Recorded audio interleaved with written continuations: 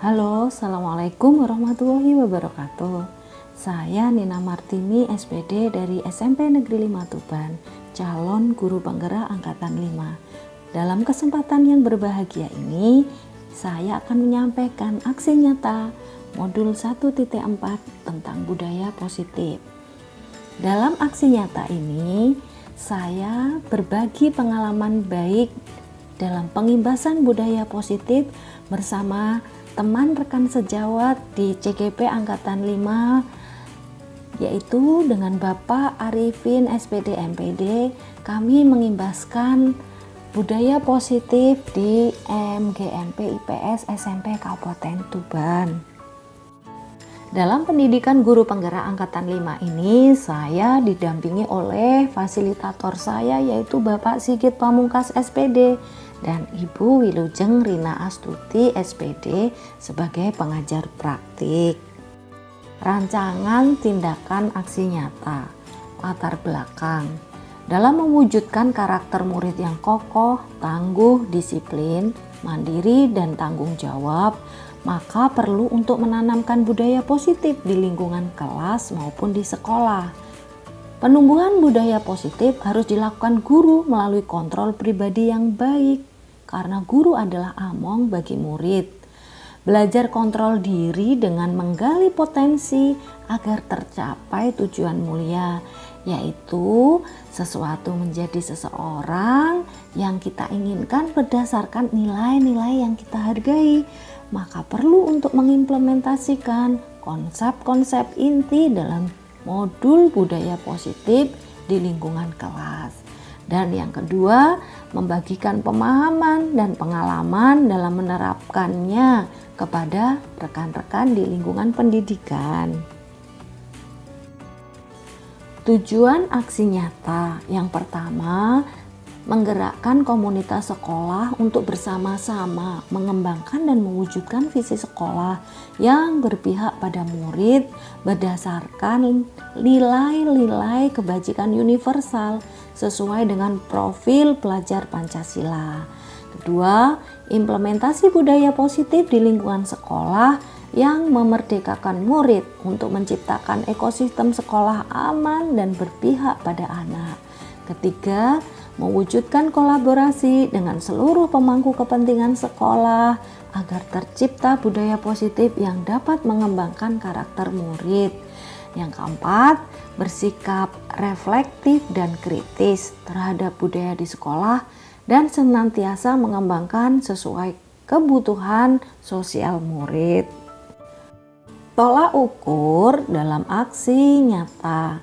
1. Terwujudnya partisipasi aktif peserta dalam kegiatan implementasi budaya positif. 2. Terwujudnya suasana aman, nyaman, dan menyenangkan dalam forum sesi berbagi praktik baik budaya positif. Yang ketiga, tercapainya implementasi praktik baik dalam menerapkan nilai-nilai kebajikan di kelas melalui keyakinan kelas demi terwujudnya budaya positif di lingkungan sekolah maupun di kelas sesuai dengan profil pelajar Pancasila. 4. Terwujudnya reflektif kritis dari peserta forum diskusi dalam pengimbasan budaya positif. Lini masa tindakan. 1. Koordinasi sosialisasi implementasi budaya positif dengan Ketua MGMP IPS SMP Kabupaten Tuban serta rekan-rekan di MGMP Kabupaten Tuban. 2. Merencanakan kegiatan sosialisasi sesi berbagi praktik baik budaya positif melalui luring dengan rekan-rekan di komunitas MGMP IPS Kabupaten Tuban.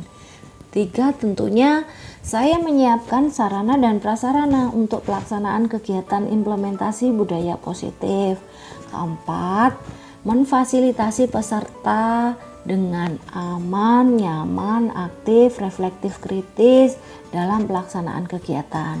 Dan yang kelima, saya mendokumentasikan kegiatan pengimbasan budaya positif ini melalui foto dan rekaman video.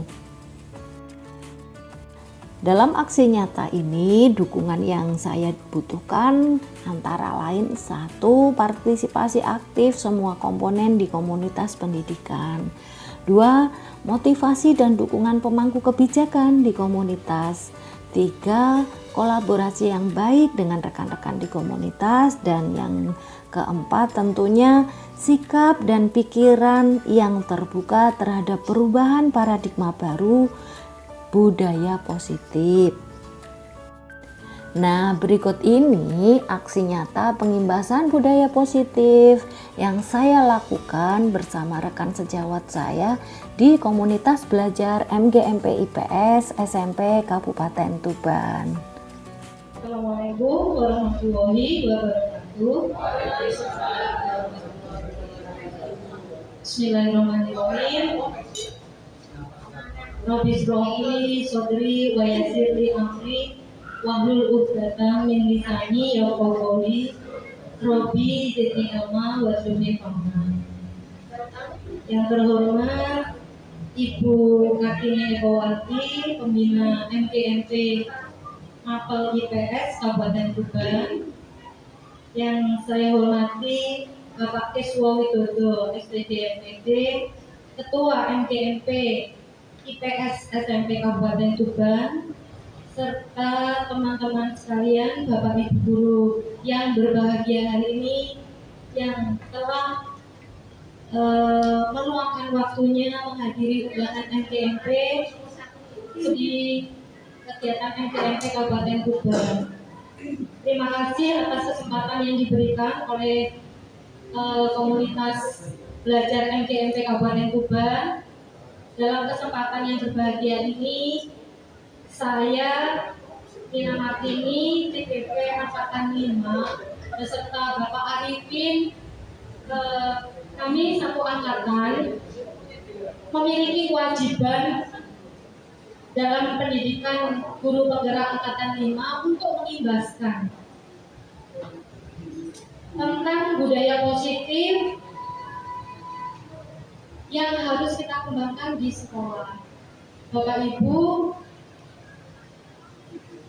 mari pertama-tama kita ucapkan syukur hanya kepada Allah, karena dengan nikmat sehat, nikmat sempat, hari ini kita bisa melaksanakan kegiatan tentunya dengan hati yang terbuka, pikiran yang terbuka pula, rasakan nyaman, senang, sehingga nanti apa yang kita dapat hari ini adalah sesuatu yang membawa keberkahan, manfaat yang bisa kita implementasikan ke sekolah masing-masing. Sholawat serta salam kita sampaikan kepada junjungan kita Nabi besar Muhammad Sallallahu Alaihi Wasallam. Mudah-mudahan kelak kita di yaumil akhir akan mendapatkan syafaatnya. Amin, amin ya Rabbal alamin. Bapak Ibu, tentunya ini saya tidak sebagai narasumber, tidak, tapi berbagi pengalaman terbaik apa yang sudah kami dapatkan dalam kegiatan pendidikan di guru penggerak Angkatan 5. Kami berserta Pak Arifin kolaborasi dengan siapa saja di komunitas di mana saja kita berada. Maka di kesempatan yang berbahagia ini nanti akan saya sampaikan beberapa materi tentang budaya positif. Nanti prakteknya gimana sih, kita nanti berbagi pengalaman terbaik masing-masing, karena tentunya saya ini bukan memiliki pengalaman yang terbaik, tidak, tetapi sudah menerapkan dan sudah mendapatkan hasil baik dari pengalaman yang sudah saya praktikkan di sekolah saya. Begitu pula nanti Pak Arifin. Bapak Ibu yang saya hormati, sebelum kegiatan hari ini, supaya kita mindfulness, supaya kita kesiapan kita penuh dalam menerima ilmu berbagi hari ini, mari kita bersama-sama dalam awal kegiatan ini kita sepakat dulu supaya tidak terbebani, tidak menjadi pikiran yang kemana-mana. Maka kesepakatan belajar hari ini, Bapak Ibu, yang pertama, kita mengikuti proses kegiatan hari ini tentunya dengan berbahagia ya. Setuju Pak Ibu? Alhamdulillah. Yang kedua, tentunya Bapak Ibu kan mengingat partisipasi aktif ya, kita nanti sharing-sharing diskusi, nggak Bunina aja yang menyampaikan materi ini seperti ini nanti bosan. Kita santai saja diskusi apa ya yang santai, tetapi nanti punya masalah-masalah yang kita hadapi bersama terselesaikan dengan berbagai masukan dan saran dari Bapak Ibu guru yang dari sekolah yang berbeda. Ketiga, hari ini kita saling berbagi pengalaman terbaik. Yang keempat tentunya kita saling menghargai ya. Jika ada yang menyampaikan sesuatu, kita dengarkan dulu. Kalau ada yang mau menyampaikan sesuatu juga gantian kalau sudah ditangkapi dengan baik. Sudah ini mohon izin.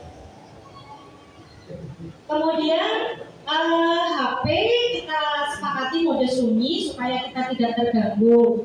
Kemudian kalau mau minum, monggo. Bagaimana Bapak Ibu? Bisa kita sepakati bersama? Alhamdulillah.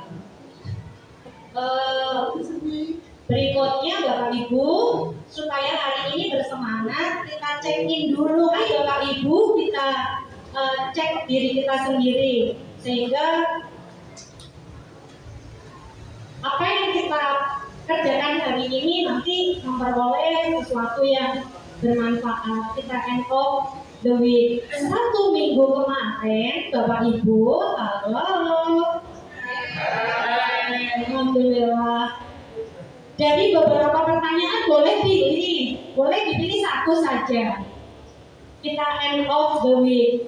Bu Nina pilih yang mana ya? Siapa yang menginspirasi teman-teman?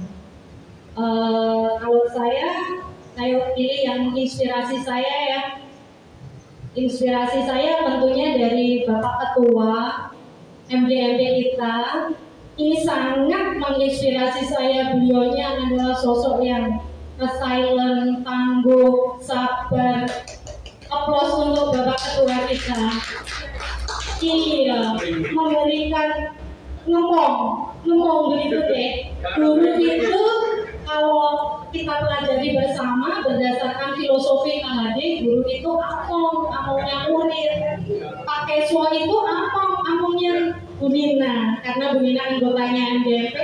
Apapun yang saya sampaikan pakai suara dengan begitu terbuka, pakai saya butuh bantuan untuk sharing pengalaman terbaik di MDMP. Langsung disupportnya fasilitasi. Bapak Ibu guru yang lain, Bapak Ibu untuk end of the week hari ini, monggo siapa yang mau menyampaikan apa yang sudah saya rasakan 1 minggu kemarin. Coba ke Bunda ini ya, monggo Bunda yang mana hari ini? Assalamualaikum warahmatullahi wabarakatuh. Waalaikumsalam warahmatullahi wabarakatuh. Terima kasih kesempatan yang diberikan Bunda pada saya.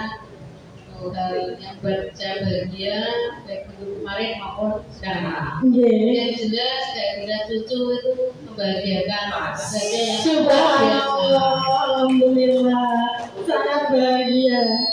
Kemudian untuk penunjang pendidikannya di sekolah kami juga merasakan support dari beberapa sekolah yang saat ini sangat luar biasa untuk meningkatkan pembelajaran di SMP 4 khususnya. Apapun supportnya sangat luar biasa. Saya kemudian ke bagian ini yaitu kita bisa mengadakan pertemuan IHT yang kedua spesial juga karena dihadiri oleh Pak Kadin. Demikian yang bisa saya sampaikan. Maaf tadi wassalamualaikum warahmatullahi wabarakatuh.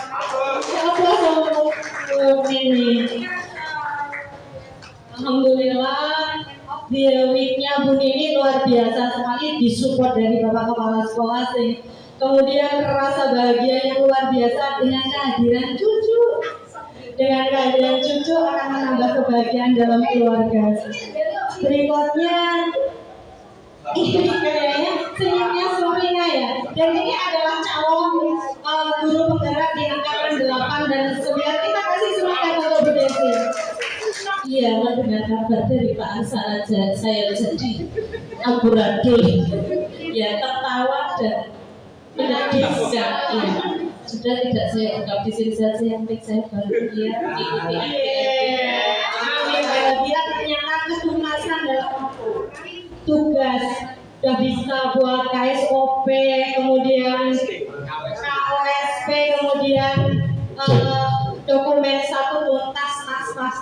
Sosok seorang waka kurikulum yang silent. Semangat untuk sama, terima kasih Bapak Ibu, karena kita sudah end of the week, mungkin ada yang sudah dilakukan bahagia, mungkin kemarin sudah melakukan satu yang terpenting untuk diri kita. Ini artinya kita itu sudah akan kebutuhan kita, bahwa kita ini hidup untuk memenuhi kebutuhan itu.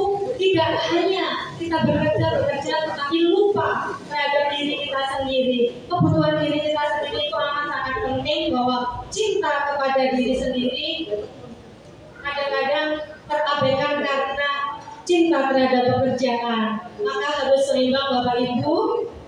Hari ini mudah-mudahan support dari end of the weekend-nya teman-teman bisa menjadikan kita ke depannya, kita harus bisa menyiapkan diri kita mindfulness, sehingga apa yang kita lakukan itu sadar penuh, komitmen terhadap tujuan, kemudian harus continue, karena merubah sesuatu itu, kalau kita merubah orang lain, kita merubah lingkungan kita, itu tentunya tantangannya luar biasa berat. Maka mari kita rubah dari diri kita sendiri, pelan-pelan pasti, dan fokus pada tujuan. Nah, Bapak Ibu, next Pak Arifin, pada budaya positif, kenapa sih perlu disampaikan ke Bapak Ibu di komunitas belajar MGMP?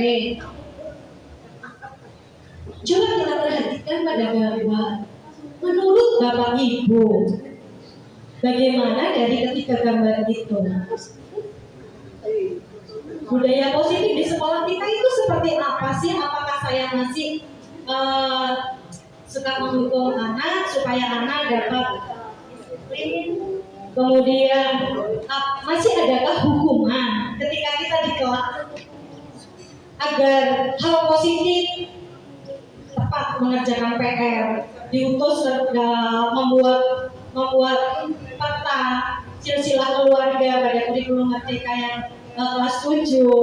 Itu anak mengerjakan semua sama, harus tepat sesuai dengan tanggal yang ditentukan oleh ibu gurunya.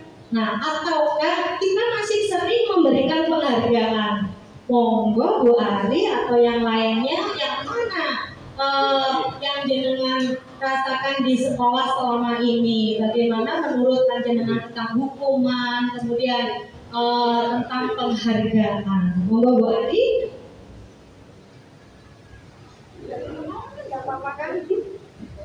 Assalamualaikum warahmatullahi wabarakatuh. Terima kasih Mbak Nina atas pertanyaan terhadap saya.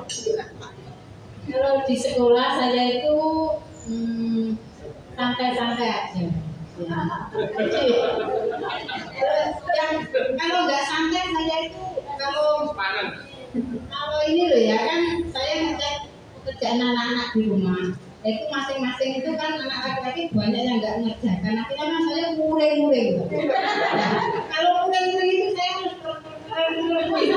kriung gitu.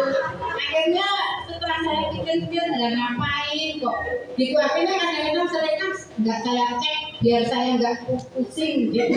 Jadi saya yang tak lihat yang pinter-pinter aja, yang biasanya mengerjakan saya lihat, jadi biar saya nggak stres. Terus akhirnya yang biasa nggak kerjakan, tak lihat. Tapi nggak, sudah saya peringatkan beberapa kali, dia tetap seperti itu. Ya sudah, kamu kalau nggak kerjakan, tak biarkan ya.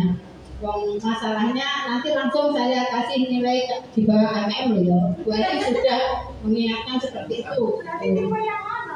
seharusnya bagaimana menurut Mbak Nina kalau saya itu seperti saya tuh sering ini kok kadang kok terlalu otoriter ya. Kadang kalau ada anak yang mengerjakan soal JLKS terus nggak cocok dengan saya itu langsung tak salah gitu. Berarti saya pikir berarti saya itu ya berarti menjajah ya selama ini saya. Sudah kalau itu bagaimana nanti seakan saya rubah biar lebih baik. Terima kasih Sobari. Apa Sobari? Bapak Ibu kita nggak menjustis ini benar ini salah, ini kita sama-sama belajar. Apa yang kita lakukan selama ini kan karena sudah kita lakukan. Maka kedepannya nanti setelah kita mendapatkan materi budaya positif, tentunya harus ada perubahan ke arah yang lebih baik tentunya. Apa yang disampaikan Bu Adi luar biasa sekali bahwa pengalaman itu fakta, kenyataannya kan seperti itu. Mungkin ada satu lagi pengalaman yang lain. Ini ada. Iya. Sebelum saya jawab saya bilang iya. Tapi terima kasih Bu Nina atas kesempatannya. Betul Bu Nini memang kalau dibandingkan Sumedang Malang ya memang lebih baik SDM-nya maupun fasilitas yang ada juga berbeda. Tapi mulai beberapa minggu ini Bapak Ibu guru di SMP 1 Tuban mulai was-was juga. Apa karena zonasi 80% ini. Jadi, terutama banyak kasus di kelas 7 dan Bapak Ibu guru di sana itu sangat shock sekali. Ada banyak peristiwa yang menghilangkan kelas 7 kemudian merusak fasilitas, keran merusak, terus yang pertama bilangnya atas tugas nakal disaduk, pecah, kemudian sebelumnya tidak ada yang nyuri mangga dicuri.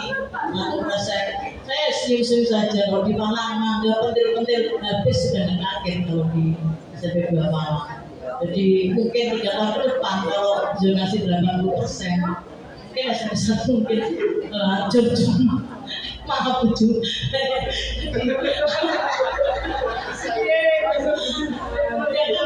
Istilahnya dulu, kuning dulu, kuning sampai 4. Jadi kalau dibandingkan di SMP 3 SDM-nya ya permasalahan sekarang sudah banyak meningkat. Jadi iya.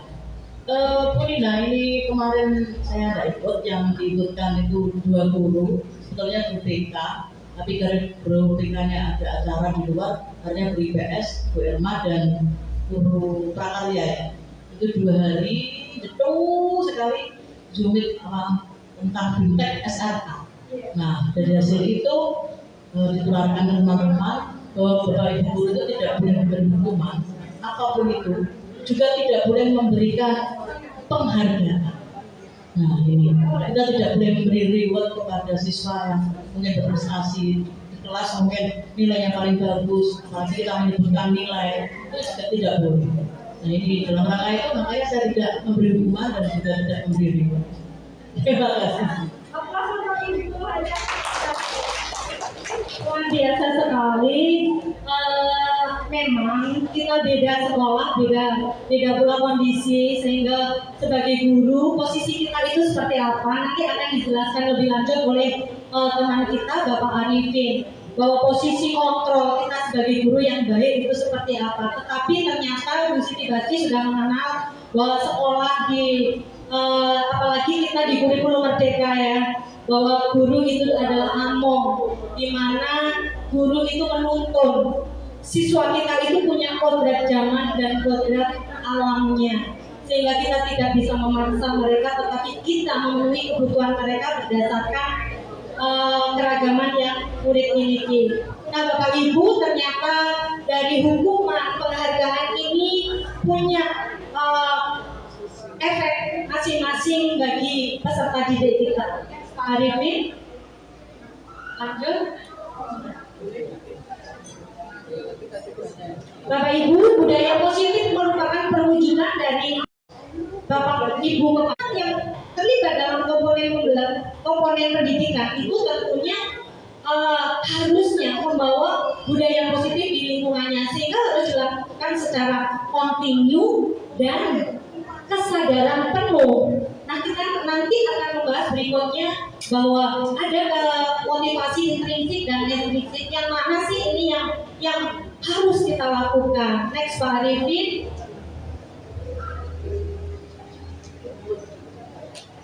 Tujuan budaya positif itu adalah menumbuhkan suasana aman, nyaman, dan tentunya bermakna di lingkungan sekolah kita. Kemudian yang kedua adalah mewujudkan nilai-nilai dimensi yang ada pada profil pelajar Pancasila. Sehingga nanti tentunya ketika kita menerapkan budaya positif, tujuannya kita sadar penuh bahwa kita ingin membentuk peserta didik kita dengan karakter yang kuat sesuai dengan dimensi yang ada pada profil pelajar Pancasila. Next, Pak Arifin. Nah, Bapak Ibu, sementara ini kita sebagai Bapak Ibu guru, murid kita masing-masing di lingkungan sekolah, kita memiliki posisi kontrol. Nah, selama ini posisi kontrol yang Bapak Ibu pahami itu tentunya, menurut aku kontrol itu ya aku sih penguasa, aku gurunya, muridnya itu duluan gitu. Selama ini miskonsepsi apa sih yang Bapak Ibu guru yang masih ditangkap oleh Bapak Ibu guru posisi kontrol itu seperti ini menurut panjenengan? Nah, monggo Bapak Ibu, miskonsepsi bagaimana? Miskonsepsi itu artinya kita memahaminya kontrol itu masih menurut konsep diri kita, tapi betul apa enggak kita belum paham. Monggo Bapak Keswo. Terima kasih. Kontrol yang selama ini kita lakukan itu kadang subjektif. Jadi apa harus ikut guru, harus takut sama guru, harus disiplin sama guru, tidak berdasarkan kebersamaan, bahwa kegiatan belajar di sekolah itu adalah kebersamaan antara guru dan peserta didik. Tidak ada rasa takut, tidak ada rasa tertekan, marah-marah dan seterusnya, tapi menjadi bagian ruang untuk belajar bersama, menyelesaikan masalah, menyelesaikan sebuah proyek, ada bimbingan, kemudian ada juga motivasi yang akhirnya adalah evaluasi bersama. Jadi ujung-ujungnya bukan guru langsung menilai atau enggak, tapi mari kita lihat bersama, ketika ada kekurangannya kita berbagi bersama-sama. Terima kasih. Terima kasih Mbak Keswo. Bahwa Keswo merasakan miskonsepsi selama bahwa kontrol itu subjektivitasnya tingkat tinggi. Guru maha benar, guru maha kuasa. Apa yang dikatakan guru harus dituruti murid, sehingga miskonsepsi seperti ini masih melekat pada pandangan kita ya. Nah, berikutnya miskonsepsi berikutnya, monggo Pak Budi. Ya, terima kasih. Yang pertama saya sampaikan terima kasih pada karena doa-doa beliau saya diberikan sehingga hari ini bisa bersahabat dengan, dan ini merupakan satu hal yang membahagiakan saya di saat ini. Kalau menurut saya, kita kan di sekolah punya tupoksi masing-masing, sehingga siapa yang harus mengontrol siapa itu kan sesuai dengan tupoksi. Kalau kita guru yang mengontrol, otomatis dari pimpinan kita dan seterusnya. Sehingga dengan adanya kontrol ini kita bisa melakukan apa yang kita lakukan sesuai dengan yang dibebankan kita masing-masing terhadap juga dengan siswa kita. Tidak mungkin kita sebagai guru langsung harus ini. Yang saya praktekkan di sekolah kami, karena di sekolah gunung ya, di atas gunung anaknya itu nyempernya luar biasa. Kalau Bu Basri tadi baru sabar, saya sudah 9 tahun Bu bahkan nggak sabar, karena yang saya pegang sudah seperti itu. Kalau di semester depan kan selama ini baik-baik saja. sekarang baru merasakan bagaimana kontrol anak yang seperti itu. Makanya bagi kita yang di pegunungan itu sudah nggak kayak lagi seperti ini ya. Dan memang dengan adanya kurikulum merdeka ini cocok sekali untuk kita yang di pegunungan, terutama yang sering menangani anak-anak nakal seperti ini. Tapi saya nggak pernah menangani anak nakal karena mereka itu kan memang dalam taraf pendidikan kita, sehingga kita wajib mendidik bagaimana anak itu menjadi lebih baik lagi. Makanya kalau saya di sana dengan teman-teman itu kita jangan ngasih hukuman ke anak-anak, tapi berilah teladan pada mereka. Karena uswatun itu sudah banyak kita sampaikan uswatun hasanah, tapi teladan hasanah inilah yang harus kita laksanakan. Contohnya kita nyuruh anak, ayo deh bersihkan sampah itu. Terkadang kita nggak mau bersih-bersih. Kalau saya di SMP nggak mau enggak, ayo kita nyekel sapu. Kita nyapu, termasuk Pak Edi, namanya Bu Erna yang dari kedua itu juga nyapu. Pak Kepala Sekolah itu nyapu bareng-bareng di sana, sehingga anak-anak itu tiap pagi rutinitas nyapu, sehingga kontrol itu dengan sendirinya kita belajar anak untuk mengontrol dirinya sendiri, sehingga anak akan menjadi lebih maju lagi. Terima kasih. Sudah berkumandang. Luar biasa sekali yang disampaikan oleh teman kita Bapak Budi ngajar di SMP berapa? SMP 3 Montong, bahwa apa yang disampaikan Pak Budi, kontrol itu sudah mengarah kepada motivasi intrinsi siswa sesuai kebutuhannya siswa. Seperti yang disampaikan Pak Budi, guru itu role model, guru paling contoh, muridnya juga kerjakan. Sehingga posisi kontrol yang dilakukan Pak Budi ini juga membawa apa istilahnya motivasi bagi siswanya supaya dia juga bisa melaksanakan kegiatan-kegiatan budaya positif yang ada di sekolahnya. Nah Bapak Ibu, mari kita lihat bersama apa sih sebetulnya kontrol itu berkaitan dengan budaya positif. Next Pak Arifin. Nah Bapak Ibu, perubahan paradigma kita mengenal teori kontrol atau ilusi kontrol. Bahwa selama ini yang kita rasakan itu guru itu dapat mengontrol murid. Padahal itu adalah guru tidak mengontrol murid. Guru sedang memberikan apa ya, perintah, dan murid menerima saja, mau diperintah. Nah ini perubahan paradigma ini Bapak Ibu harus bisa menerima sebetulnya yang posisi kontrol guru yang baik itu seperti apa. Nah yang kedua, bahwa ilusi kritik akan membuat seseorang merasa bersalah, itu akan menguatkan karakter. Contoh yang saya lakukan sendiri, kami itu biar oleh kalau jangan tugas terus dikasih waktu seminggu dan 2 minggu. Wes katanya 2 hari tadi sama. Wes orang tahu pengen pusing daripada gemet-gemet kepalaku gitu. Sehingga kalau dia merasakan kritik, ada sih orang yang ketika dikritik motivasinya terbangun. Tetapi ada pula ini yang tidak kita sadari. Ketika dikritik rusak sudah berapa. Nah ini hati-hati sekali kita menerapkan posisi kontrol kita sebagai guru.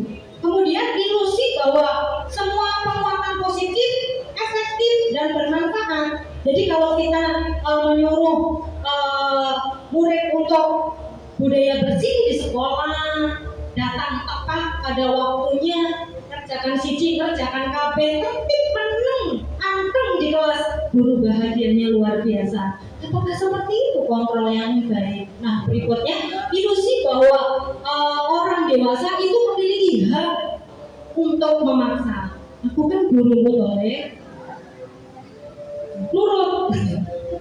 Seperti itu adalah ilusi-ilusi yang nggak kita pungkiri. Memang masih dan saya ini juga masih melakukan seperti itu. Padahal di kurikulum merdeka apa yang dirasakan Bu Siti Basri, donasinya SMP 1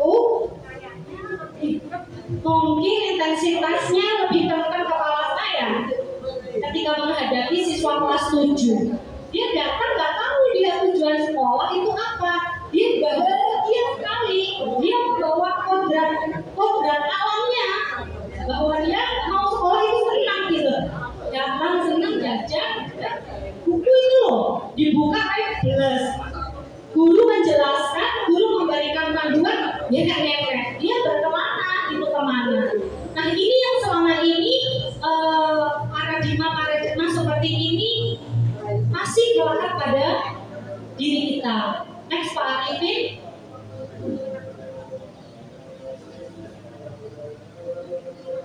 Bapak Ibu, ada satu pertanyaan.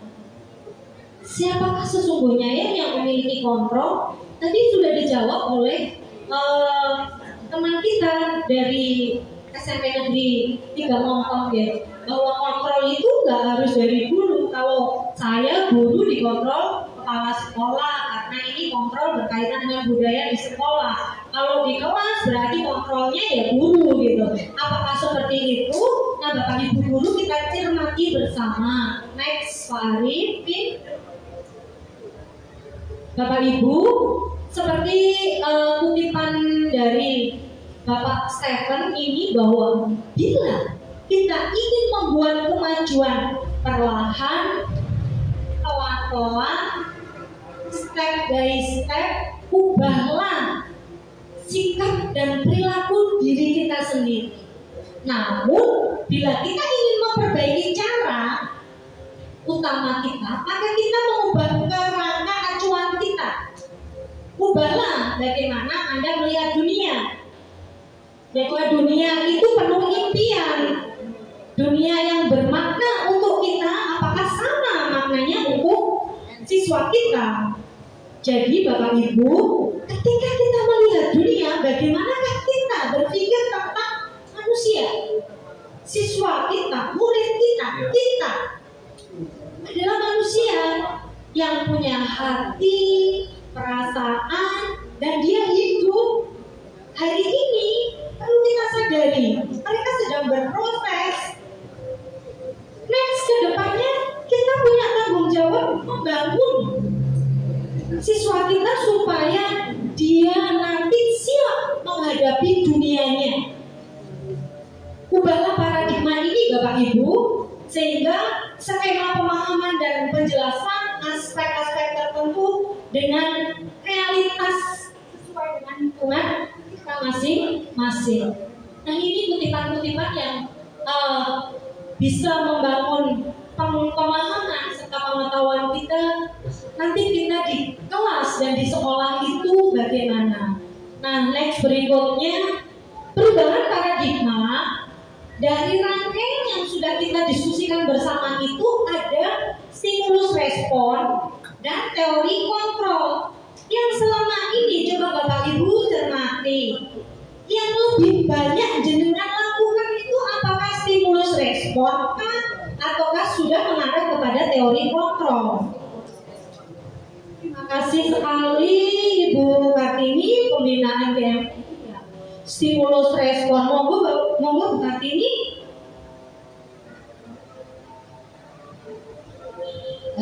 Terima kasih Bu Nina.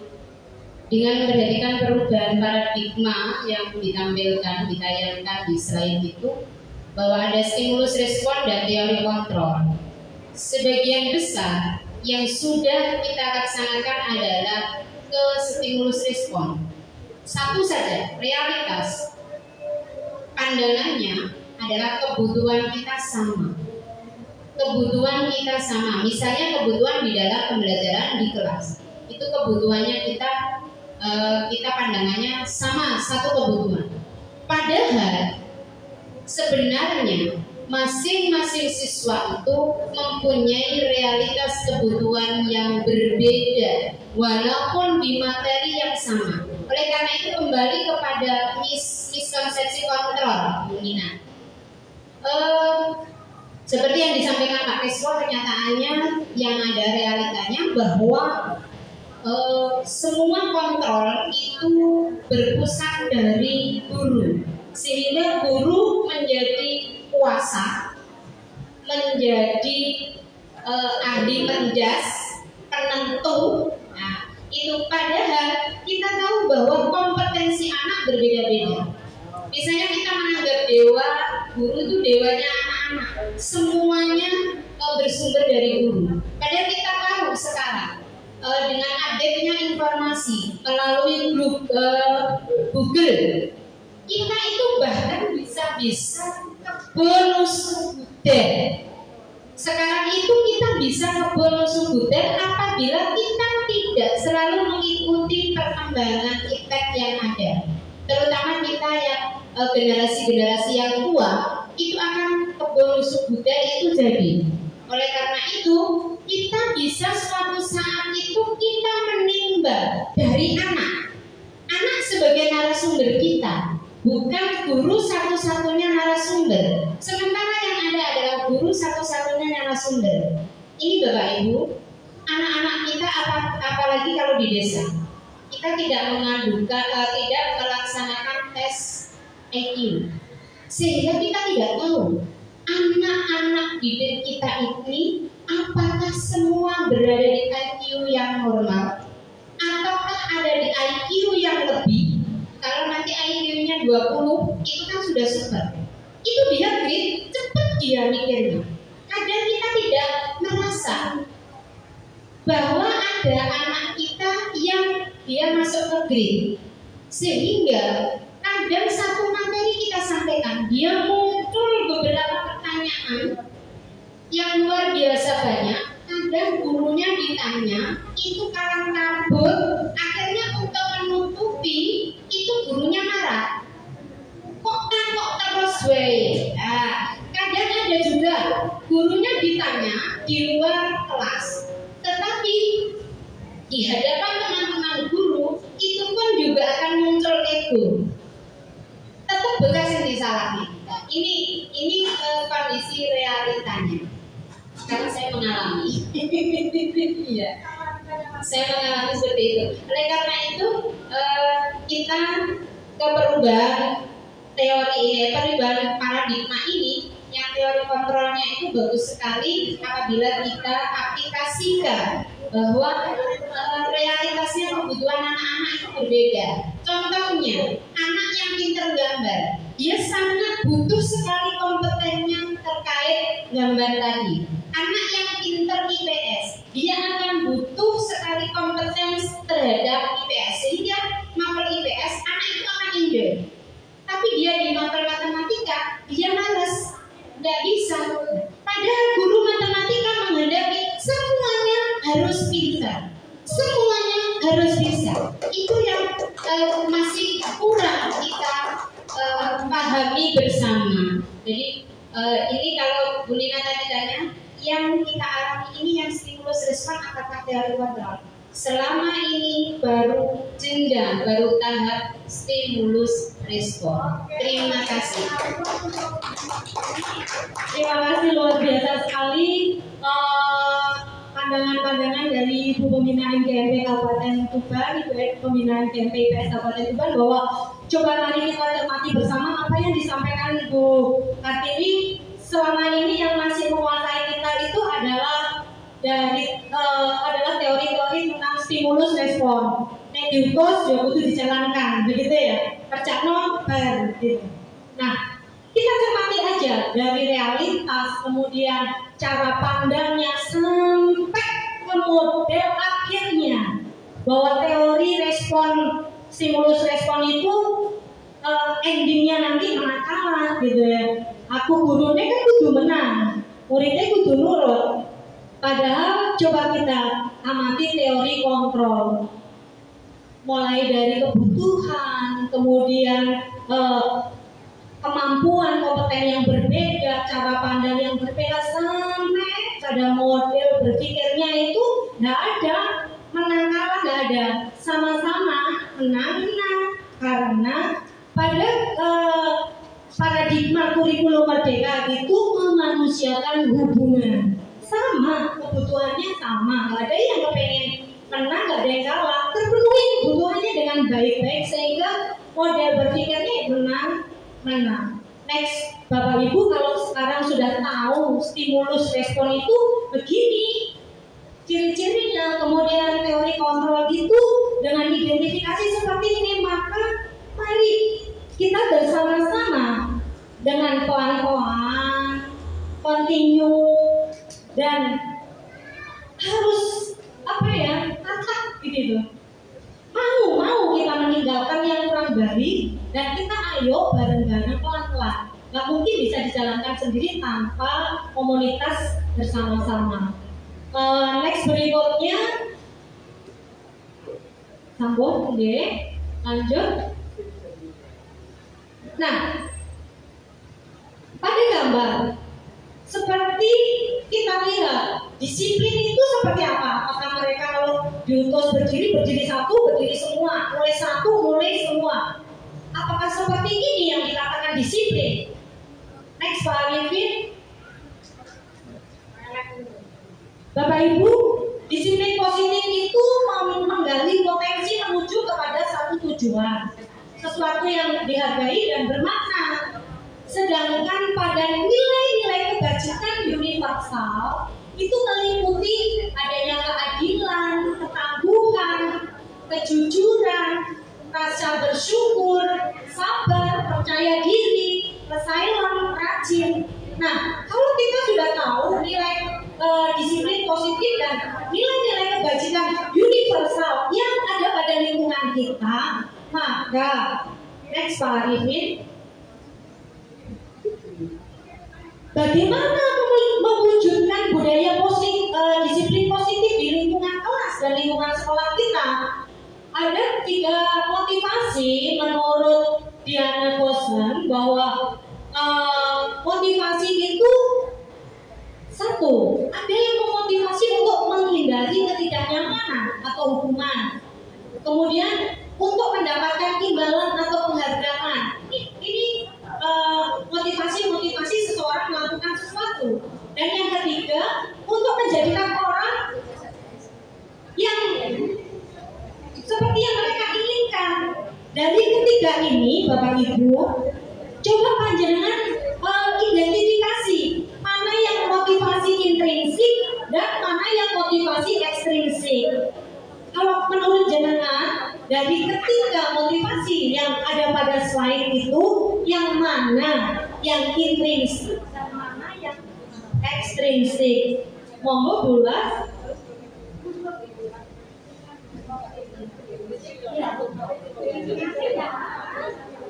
Motivasi intrinsik dan ekstrinsik untuk menghindari ketidaknyamanan atau hubungan itu saya intrinsik, untuk mendapatkan imbalan dari ekstrinsik,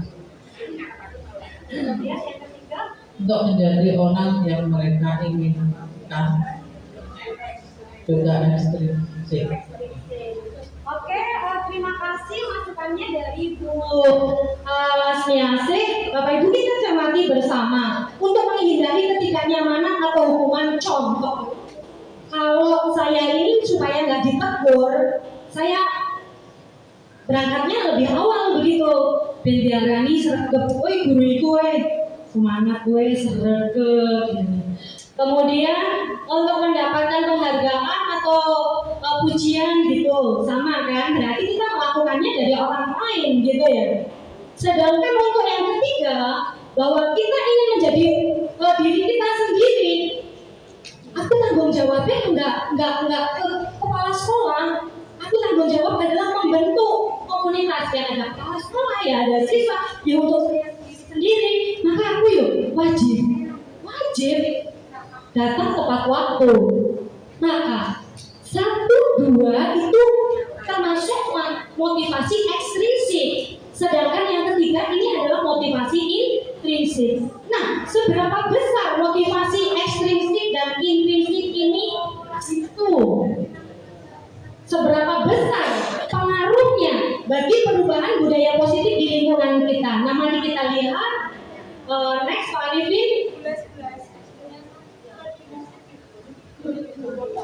Bapak Ibu, seperti yang disampaikan oleh Ki Hajar Dewantoro adalah dengan pemikiran-pemikiran dan konsep keteladanan dalam sikap merdeka, bahwa kurikulum merdeka itu kan dasarnya memang dari filosofi KHD, sesuai dengan bahwa yang dikatakan merdeka itu tidak hanya terlepas dari perintah, akan tetapi juga cakap memerintah diri sendiri.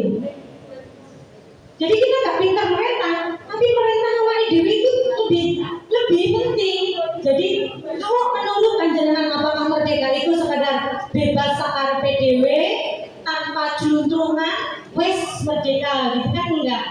Bahwa merdeka itu esensinya perlu kita cermati, tidak hanya sekadar merentah, tetapi kita cakap untuk memerintah diri sendiri.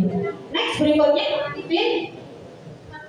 Bapak Ibu, dari yang kita pelajari bersama teori hukuman dan penghargaan, bahwa hukuman itu dikatakan seperti Bu Siti Basri tadi, hukuman tidak boleh, penghargaan itu ya kurang baik juga untuk siswa. Nah, hukuman itu bersifat tidak terencana, betul nggak Bapak Ibu? Ketika kita menghukum siswa, kan munculnya secara tiba-tiba ketika kita merespon emosi kita kan. Kemudian hukuman itu hanya bersifat satu arah. Guru, murid hanya menerima suatu hukuman tanpa melalui kesepakatan. Sedangkan pada penghargaan,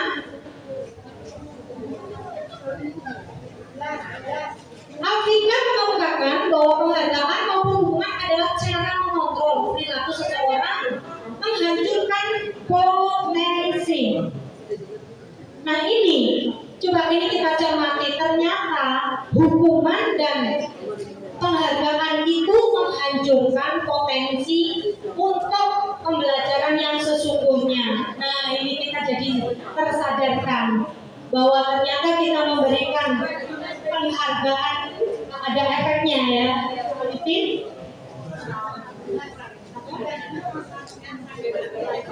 Nah Bapak Ibu, kalau kita menghadapi permasalahan seperti ini ada satu istilah, apa sih restitusi itu?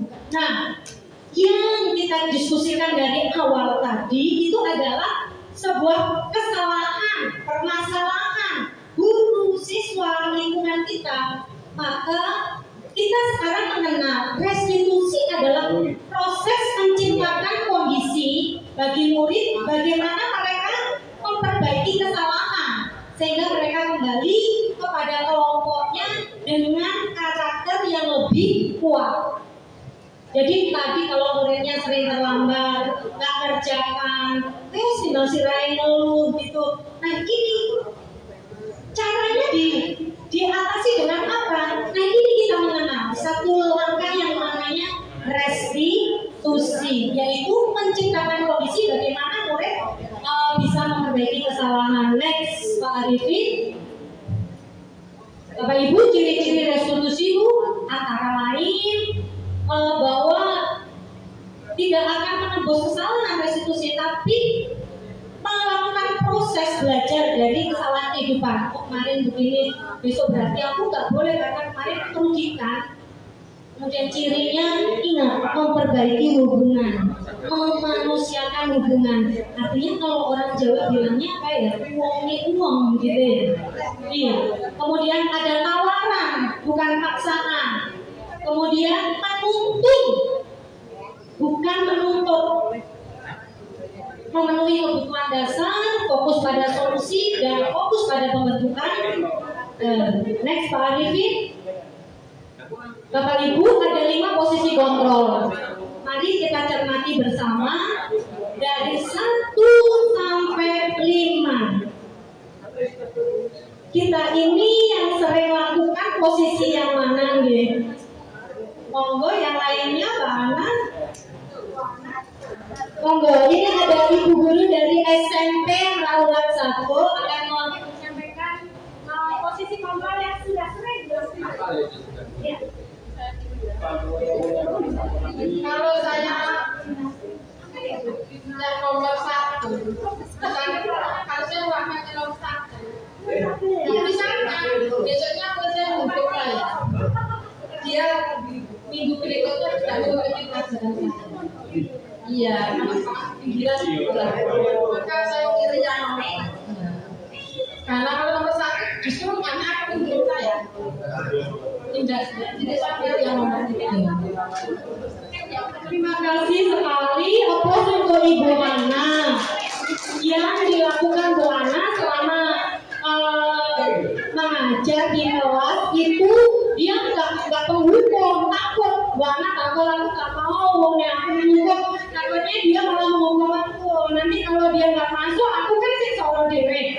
Maka selama ini yang dilakukan Bu Ana adalah sebagai teman. Biar gak kabare, kenapa kok nggak ngerjakan? Aku nggak kasihan sih sama Bu Ana gitu ya. So slow, mellow gitu. Teman-teman. Mungkin ada yang lain, Bu Indah?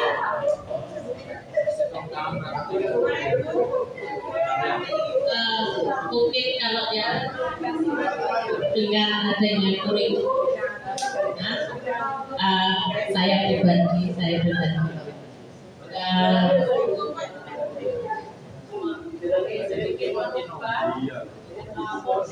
model saya, temperamen saya gimana? Jadi misalkan ini saya mengalami di satu kelas itu ada 2 anak yang nggak bisa membaca. Satunya sindrom, satunya nggak bisa baca. Satunya bisa baca tapi nggak mau menulis, satunya nggak bisa membaca, menulisnya jelek. Ya disitulah titik saya memahami bahwa titik sabar seorang guru itu jika dihadapkan pada siswa yang model seperti itu. Akhirnya saya hanya begini, sampai bisa baca nak, sampai saya tes. Dia bisa membaca, tapi dia malas menulis.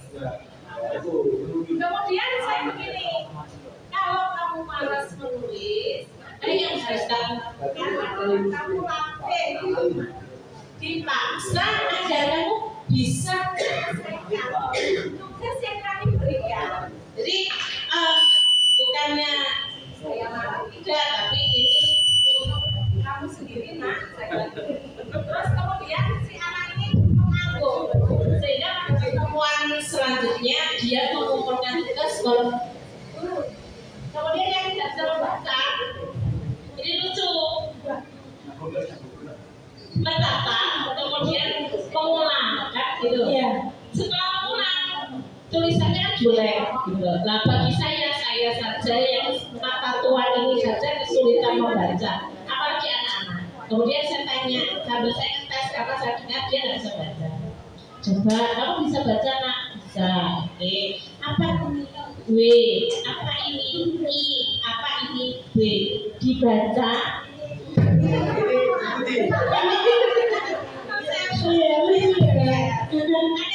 saya tertawa karena khawatir dia tersinggung. Saya ulang lagi. Ini apa nak? B. Ini apa nak? I. Ini apa? B. Oke. Apa saya? Bu Desi. Berulang. Akhirnya saya kira kamu bisa biar bisa. Iya. Di mana yang nyaman itu kamu lakukan? Jadi jangan terpaku, jangan malas untuk selalu berusaha bersama. Ini yang terbaru yang saya lakukan dan alhamdulillah saya dengan berjalannya waktu saya mencoba untuk bersabar dengan kondisi yang demikian. Pada awalnya saya kan selalu kayak Bu Ari, cuma model saya berbeda dari Bu Ari. Kalau saya anak salah tidak langsung saya coba aja. Jadi saya begini. Ya, kalau saya gini, kok ada temannya yang bisa, kenapa ini bisa? Jadi yang mana itu ayo? Menghubungkan merasa teman nih. Luar biasa. Cuma kelemahannya, ada kelemahan. Kelemahannya di sini. Jika anak dilakukan sebagai teman, terkadang mereka tidak tahu posisi mereka itu. Iya, betul. Murid, sehingga mereka seringnya yang selalu saya bingung. Jadi saya sering bingung. Iya. Bukwe, astagfirullahaladzim. Saya kalau begitu kan saya diam. Iya. Saya bilang, ini ajaku toh nih. Saya bilang gitu. Oke, kita berteman, tapi kita harus tahu posisi kita. Saya itu orang tua di sini, bukan teman sejawat. Jadi gunakan bahasa yang baik sama bapak ibu yang sopan. Luar biasa sekali. Aplaus untuk Ibu Guru Desi. Ya, ini kali pertama saya melakukan itu di tahun kurikulum merdeka. Luar biasa sekali. Luar biasa.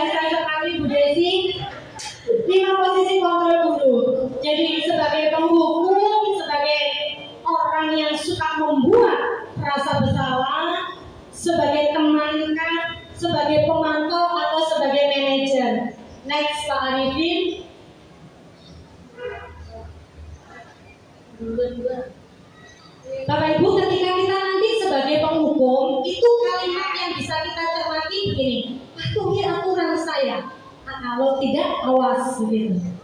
Atau kamu selalu yang melakukan kesalahan itu. Kalimat-kalimat seperti ini mengindikasikan bahwa kita sebagai guru adalah sebagai posisi penghukum. Next, Pak Arifin. Kalau kita di kelas itu kita sering, gimana coba?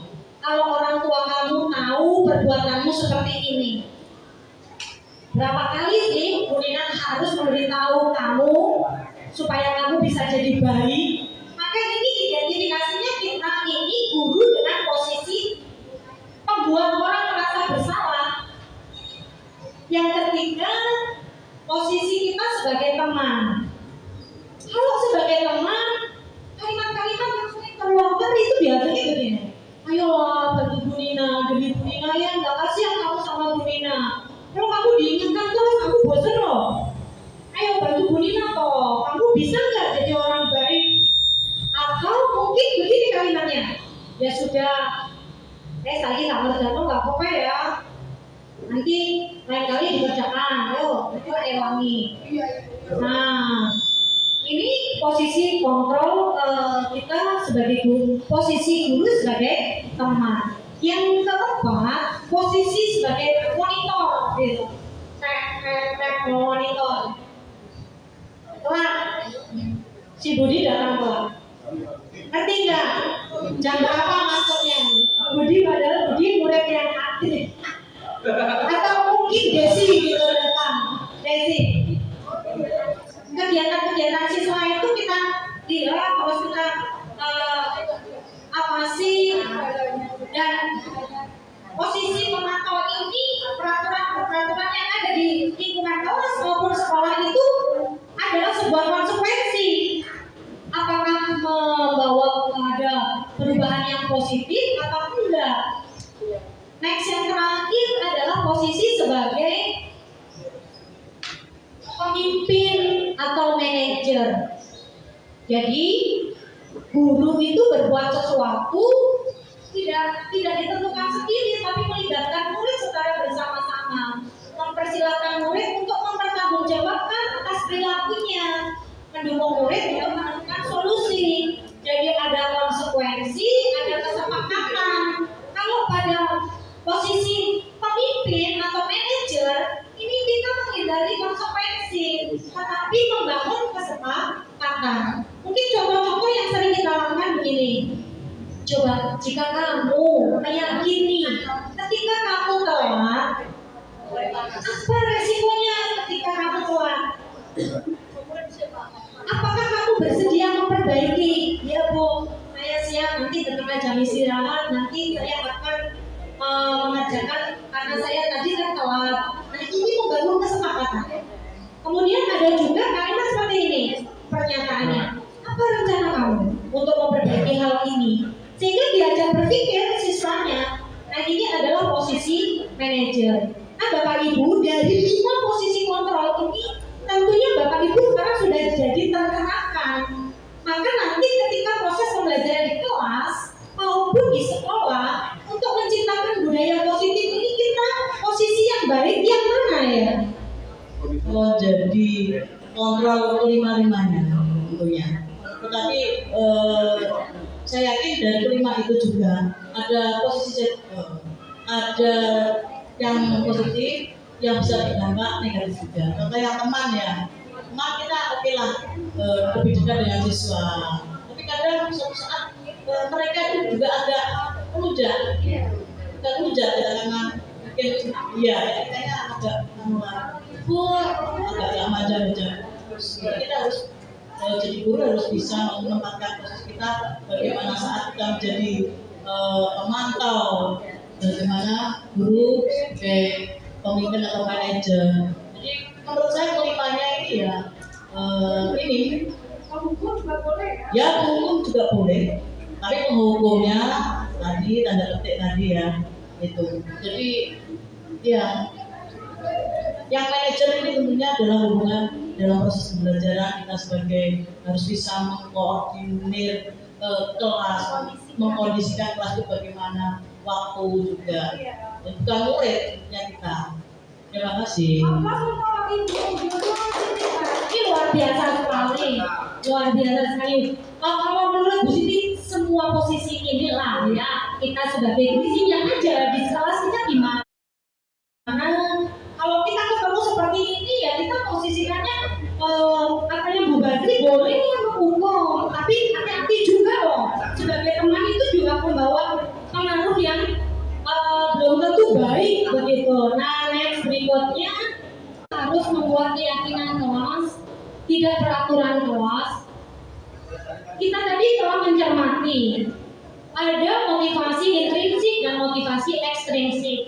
Bahwa untuk mendukung motivasi intrinsik supaya kita bisa menumbuhkan nilai-nilai kebajikan, nilai-nilai keyakinan yang baik untuk lebih menggerakkan seseorang dibanding mengikuti serangkaian peraturan. Bapak Ibu senang yang mana? Muridnya mengikuti serangkaian peraturan atau muridnya menumbuhkan nilai-nilai keyakinan yang mereka yakini itu adalah nilai kebajikan universal yang bermanfaat untuknya. Nah, kita lihat yang paling dalam yang kuning itu, lingkaran kuning itu peraturan kelas. Kemudian yang agak lebih luas lagi keyakinan kelas, bahwa nanti kalau kita sudah bisa menumbuhkan anak-anak budaya positif dengan keyakinan kelasnya akan tumbuh lingkungan positif. Ketika lingkungan kita sudah tumbuh lingkungan yang positif, maka perubahan untuk mewujudkan disiplin budaya positif pun ini otomatis akan berpengaruh. Jadi begitu. Next berikutnya Pak Arifin. Nah, mari kita saling berbagi praktik terbaik. Apa yang sudah kita praktikkan untuk menumbuhkan budaya positif dengan keyakinan kelas. Jadi saya nggak pakai peraturan kelas. Ini pun saya coba dan sudah saya praktekkan di kelas saya karena saya sudah menerima pengetahuan konsep-konsep baru tentang budaya positif ini. Maka next Pak Arifin, ini yang pernah dilakukan di kelasnya Bu Nina. Praktik baiknya adalah membuat kesepakatan kelas, tidak membuat peraturan kelas. Selama ini yang ada di kelas kita itu kan tata tertib begitu ya. Mari kita rubah dengan keyakinan kelas. Kalau di sekolah, apa kita buat keyakinan sekolah? Kita buat komitmen. Iya, buat komitmen sehingga menumbuhkan, melibatkan siswa. Kita tidak sendiri menentukan, tapi melibatkan siswa. Kesepakatan kelas ini. Nah, kesepakatan kelas itu kalau kita fasilitasi anak-anak akan banyak sekali menyampaikannya. Dari tulisan-tulisannya di papan tulis boleh kita sediakan post-it, boleh kita sediakan apa semaunya. Kita nggak usah ikut-ikutan yang lagi mewabah. Pakai post-it nggak apa-apa, pakai kertas itu nggak apa. Kalau nggak ada kertas, ini maunya saya praktekkan karena ternyata waktunya sudah sudah siang sekali, belum materinya lagi. Maka kesepakatan kalau kita tulis mungkin apa yang idenya apa ya? Keinginan anak itu semua ya. Mereka ingin yang bebas. Mereka ingin contoh saja kesepakatan kelas itu kan hadir tepat waktu, menjaga kebersihan, aktif dalam belajar, saling menghargai. Kemudian kan kalau ditulis semua kesepakatan itu dana yang bunina umum belum kertasnya. Bagaimana ini Bapak Ibu solusinya untuk menumbuhkan kesepakatan kelas yang ada pada kelas kita masing-masing? Luar biasa. Terima kasih Ibu Guru Desi. Aplaus untuk Ibu Guru Desi. Oke, satu boleh dikelompokkan yang sama-sama jadikan satu aja ya. Oke, next. Mungkin ada usul yang lain yang sudah punya pengalaman praktik terbaik membuat kesepakatan karena kondisi si kelas B sampai saya ngajar di F itu beda loh, nggak bisa. Maka ketika kita awal pembelajaran, kita kesepakatan pembelajaran dulu seperti tadi Bu Nina di awal mau memberikan materi. Nanti Bapak Ibu guru di kelas juga ya biasakan budaya-budaya membuat kesepakatan dulu sehingga yang menjalani kegiatan itu bisa mindfulness, enjoy, tercapai tujuannya. Kemudian kesepakatan yang mereka kehendaki itu ternyata banyak sekali, nggak cukup ini Bu Nina. Terus gimana Bapak Ibu? Kita mungkin bisa memfasilitasi siswa, boleh ditempel yang seperti disampaikan Bu Desi, dikelompokkan. Nah kalau sudah kita menebalkan, artinya anak-anak itu boleh kesepakatannya apa aja. Yang terpenting satu, tidak boleh merugikan diri sendiri dan orang lain. Kan kesimpulannya begitu. Sehingga apa yang dilakukan mereka itu mereka sadar penuh. Next Pak Arifin, untuk videonya mohon cantik aja Pak Arifin. Next. Ini video bagaimana anak-anak membuat kesepakatan kelas. Lanjut aja, nanti kita praktekkan ya di kelas. Untuk materinya Bu Nina akan dilanjutkan dengan materinya Pak Arifin. Kita bagaimana sih kalau mau restitusi menciptakan kondisi untuk menyelesaikan masalah dengan melibatkan siswa. Maka nanti Pak Arifin akan menyampaikan ada 3 tahapan segitiga restitusi. Sementara refleksi dari Bu Nina, Bapak Ibu mari kita cermati nomor 1 sampai 4. Apa yang disampaikan Bu Nina tadi, perasaannya panjenengan hari ini semakin tercerahkan atau semakin terbebani? Semangat, luar biasa, applause untuk MDMP IPS. Setelah pembelajaran ini, saya akhirnya memahami apa ya? Iya, luar biasa. Bahwa yang paling kecil itu peraturannya. Next, jangan kita peraturan aja, juga di luarnya itu akan lebih luas lagi keyakinan ya, sehingga menumbuhkan disiplin positif. Ketika disiplin positif sudah tercipta, otomatis sudah budaya positif. Yang ketiga, setelah pembelajaran hari ini, saya mampu apa yang akhirnya ya, Bu Desi? Saya mampu menjadi orang yang lebih baik. Luar biasa. Bahwa tadi apa yang disampaikan oleh ahli psikologi tadi, bahwa untuk merubah dunia ya sulit kalau nggak dirubah dari dirinya sendiri. Luar biasa untuk Ibu Guru Desi. Dan yang terakhir refleksinya setelah mengikuti pembelajaran hari ini, target saya apa ya? Harus bisa luar biasa, harus bisa menerapkan budaya luar biasa. Semangat. Posnya untuk Bu Nina IPS, MDMP IPS SMP. Tepuk kita. IPS, yes, luar biasa. Terima kasih saya Pak Arifin. Ada satu yang kalimat yang terakhir, next. Terakhir dari Bu Nina. Oh, kita berubah ya. Mau berubah sedikit nggak apa-apa. Tapi nggak sampai ya. Asal nanti dunia kita adalah dunia yang baik untuk murid-murid kita sebagai masa depan bangsa. Sekali lagi, mari kita berubah meskipun bertatih. Semangat untuk berubah. Terima kasih, mohon maaf. Assalamualaikum warahmatullahi wabarakatuh. Monggo Pak Arifin. Oke, assalamualaikum warahmatullahi wabarakatuh.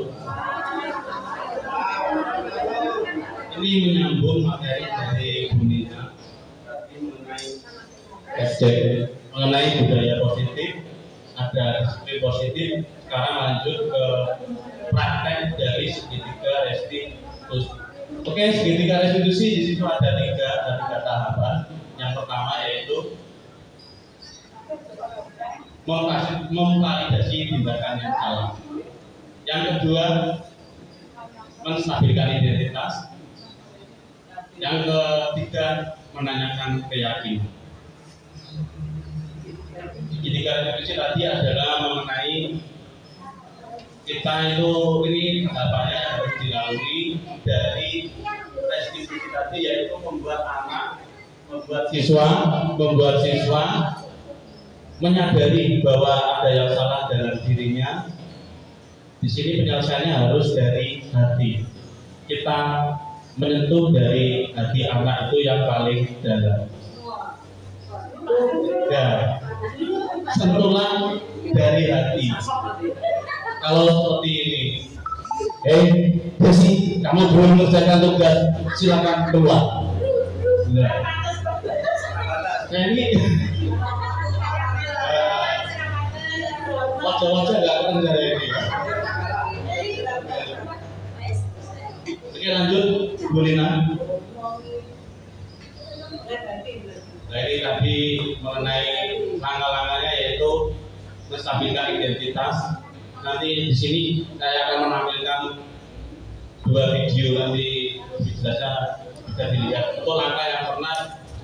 Lanjut penjelasan menstabilkan identitas. Bagian ini bertujuan untuk mengubah identitas anak dari orang yang gagal untuk menjadi orang yang sukses.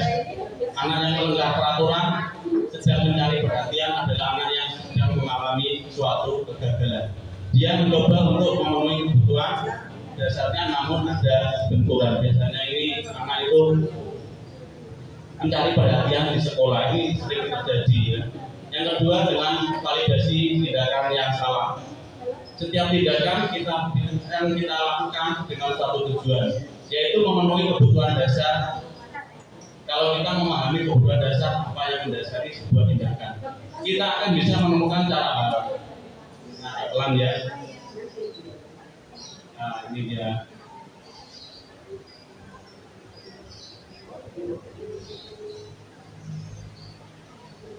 Silakan dipahami dulu. Apa itu validasi tindakan yang salah? Itu setiap tindakan dilakukan dengan suatu tujuan, yaitu memenuhi kebutuhan dasar. Kebutuhan dasar manusia itu ada 5. 1, adanya kasih. Ini yang paling penting. Kasih sayang.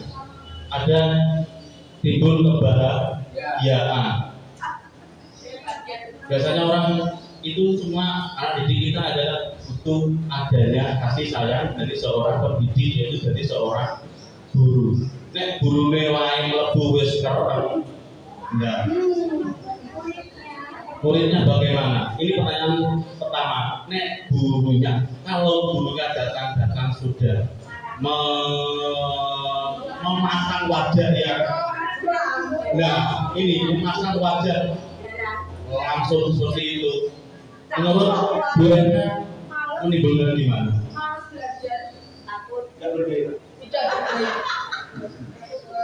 Kebetulan di sekolah saya juga ada yang seperti itu, Pak. Banyak anak-anak yang mandel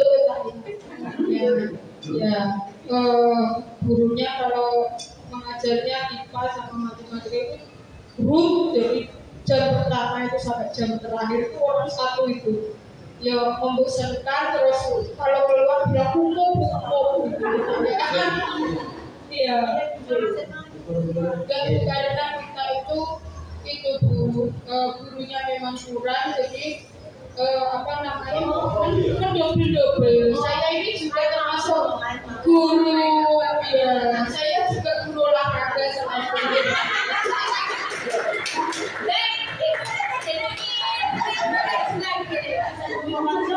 Terus kalau melihat guru yang bertampang sangar seperti itu, Pak, mungkin anak-anak juga sudah malas mengikuti pelajaran. Ini kesan pertama begitu menggoda. Iya, seperti saya ini juga menggoda.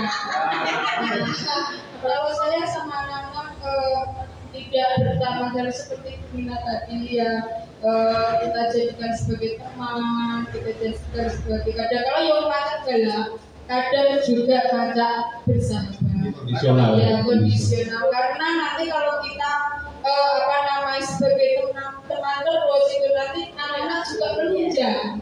Iya. Rujak itu bahasanya apa? Rujak itu apa? Rujak itu gara-gara tidak makan tadi. Kalau makan terus ya tidak rujak. Karena sekolah kecil Pak ini tadi sharingnya sharing Bu Ari ini tadi, ternyata benar ya di sekolahku juga ada yang seperti itu. Misalkan anak itu tidak bisa membaca satu SMP itu di kelas 7 di tempat saya itu malah lebih banyak lagi. Hampir separuh itu tidak bisa membaca. Ini kebetulan di sekolah saya ini sekarang kedatangan dari mahasiswa mengajar. Itu ada literasi dan numerasi. Ini juga anak-anak ini mahasiswa juga sedang mendekati siswa supaya nanti anak-anak itu bisa gemar membaca.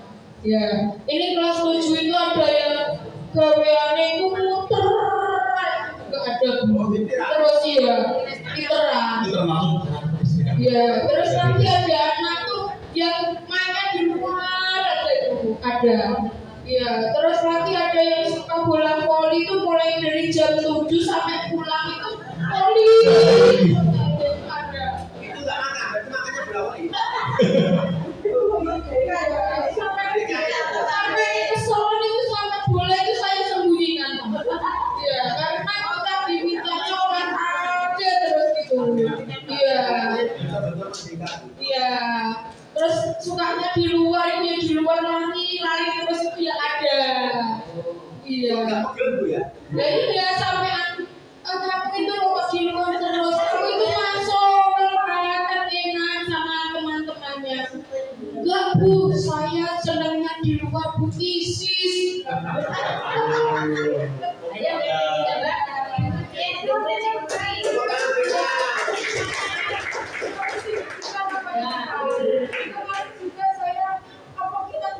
Ya orang tuanya biar kita kerjasama dengan orang tua begitu. Soalnya anaknya kalau di sekolah itu sudah kosong Pak kalau ini ya bila saya sudah menangkap yang menjadi itu kemana-mana bawa itu guru pasangannya. yang menjadi problem ini itu yaitu nanti kita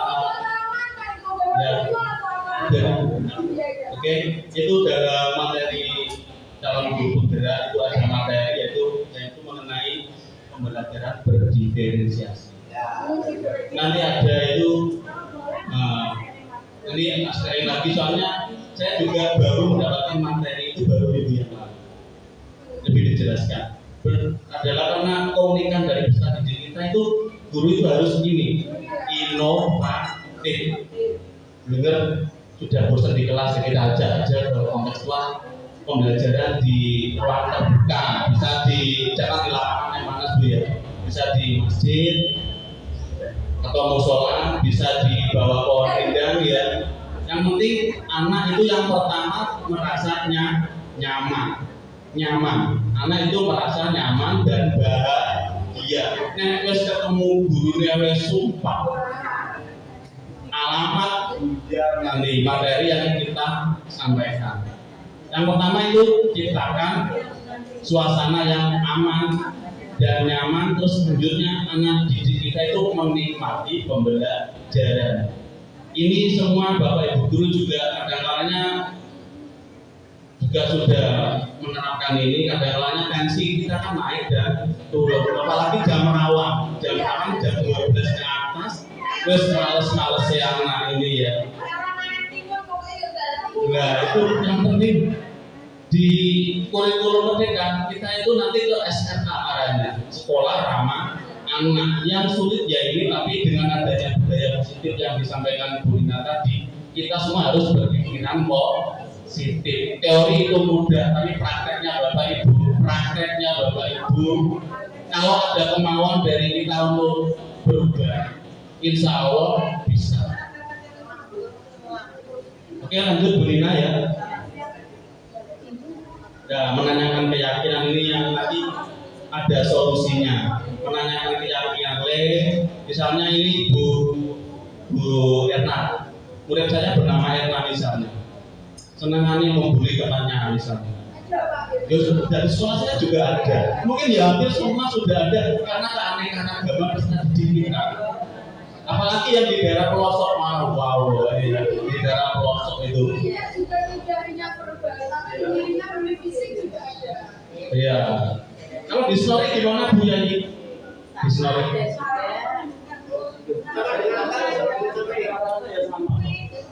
Terima kasih Pak Arifin untuk di sekolah saya di SMP SMP Sunori itu sama juga, bully juga ada, berkaitan dengan keyakinan di sini. Masalah bully membuli itu, tapi alhamdulillah di Sunori secara fisik sudah jarang sekali dan hampir tidak ada, hanya mungkin mengejek dan lain sebagainya. Iya betul. Kemudian fisik dari seseorang, misalkan yang gendut, ya, yang tembel, termasuk yang kecil mungil itu juga dibully oleh teman-temannya, terutama yang pendiam itu. Tapi untuk sampai membuli fisik, menyakiti secara fisik tidak ada. Kemudian banyak sekali yang seperti itu di tiap kelas, hampir banyak laporan juga. Hampir setiap hari ada, Bu, saya begini dan diginikan. Jadi solusi dari kami, termasuk saya, ketika ada anak yang laporan seperti itu, hanya saya nanti menyampaikan di kelas. Kalau memang sudah begitu parah, baru kita panggil keduanya. Kalau perlu kita panggil beserta orang tua dan beserta guru BK. Itu saja Pak Arifin untuk sharingnya. Terima kasih. Mungkin kasusnya itu sama di setiap sekolah, itu hampir sama kelihatannya. Cuma kadang penanganannya aja yang berbeda. Tidak semua permasalahan di sekolah itu diserahkan kepada guru BK. Kasihan guru BK-nya nanti. Misalnya di sekolah saya ada 856 siswa, guru BK-nya cuma 2. Kalau semuanya diserahkan guru BK, kelengar nanti guru BK-nya. Di sini peran dari Bapak Ibu guru pengampu mapel, kalau kita kan SMP tingkatannya, juga wali kelas yang sangat berperan, sangat penting. Kita harus kita harus memantau. Kadang ada namanya indikasinya ini anak seperti apa, kadang-kadang dia kurang adanya perhatian dari orang tua. Kalau di daerah saya itu kan ditinggal orang tuanya kerja ikut neneknya. Tadi Bu Ali mau ada pertanyaan, monggo. Terima kasih. Ini mumpung ada bully membuli, itu kejadian yang tidak pernah terjadi di SMP saya. Kemarin itu ada ya dari Logo 1 kemarin itu tiba-tiba ada wali murid itu datang ke kelas ngamuk-ngamuk karena anaknya itu dibully. Ternyata saya tanyakan wali kelasnya, kok enggak bilang ke wali kelas sama BK belum? Biar anak itu kapok itu, biarkan aja. Ternyata permasalahannya itu anaknya itu dikatakan sambo pembunuh karena dia itu anaknya polisi.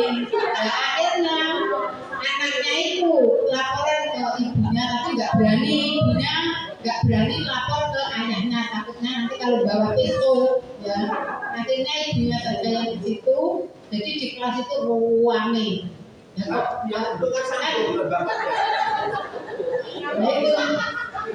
nah makanya terus Bu Riri itu saya tanya, Bu Riri kenapa kok nggak jadikan aja diajak ke BK, katanya biarkan dulu. Terus itu di kelas itu juga gitu, mulai yang anak bully itu ya berani banget dengan ibunya yang sanggup membunuh itu juga jadi ayah-ayahan itu. Nah sekarang bagaimana kalau melihat kejadian itu Pak? Meri Pak, kalau berdasarkan Diselesaikan di kelas langsung, Bu ya. Menurut teori ini Bu ya, teori restitusi ibu-ibu. Untuk penanganan seperti itu nanti bisa membuat anak malah down ya. Alangkah baiknya diselesaikan di ruang tertentu melalui guru BK dan wali kelas. Ya. Itu guru yang menyuruh seperti itu. Kayak gitu.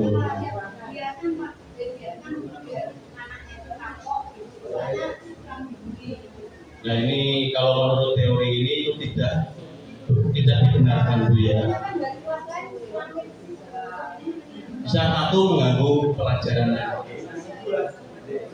Itu kan juga aibnya dia. Harusnya diselesaikan dengan yang baik-baik di ruang tertentu saja. Kalau sudah seperti itu, ya ini kasus Sambo yang membuat viral ya ini bukan di medsos saja, di TikTok, saya lihat di YouTube. Kita kan juga harus update terus kan. Anak itu sukanya TikTok yang bagaimana, kita juga harus tahu yang ngomong ya biasanya ya. Itu kan kita harus juga update mengenai medsos. Anak itu maunya gimana? Tapi jangan sampai terlalu sampai keberanian teman tadi ya. Saya juga sudah mengalaminya teman, Pak. Sekarang yuk, gitu. Saya juga pasti anak-anak seperti itu. Aduh. Kalau itu yang menurut teori restitusi itu salah, tidak pada tempatnya, tidak ada prosedurnya. Nanti kasihnya malah. Kalau anak seperti itu memang ya itu mencari perhatian Bu, biasanya itu ada problem di rumah biasanya. Itu harus dari hati. Pada intinya tadi yang dialami di Jatirogo penanganannya itu menurut teori ini kurang tepat.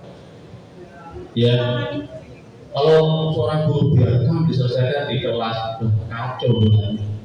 Untuk Bapak Ibu yang ada di sini jangan seperti itu, ya. Itu adalah ya kurang betul. Adabnya kurang ya. Kalau langsung di situ sama orang tuanya aduh nanti kacau. Biasanya mendatangi ke rumahnya. Nah ini, biasanya orang itu bermacam-macam, memang butuh kesadaran kita mediasi dengan mendatangkan kedua belah pihak seperti itu. Oke lanjut Bu untuk video. Nah ini contohnya ya. Itu di ilustrasi video ada murid terlambat tanpa pandang bulu langsung guruni. Nah seperti itu.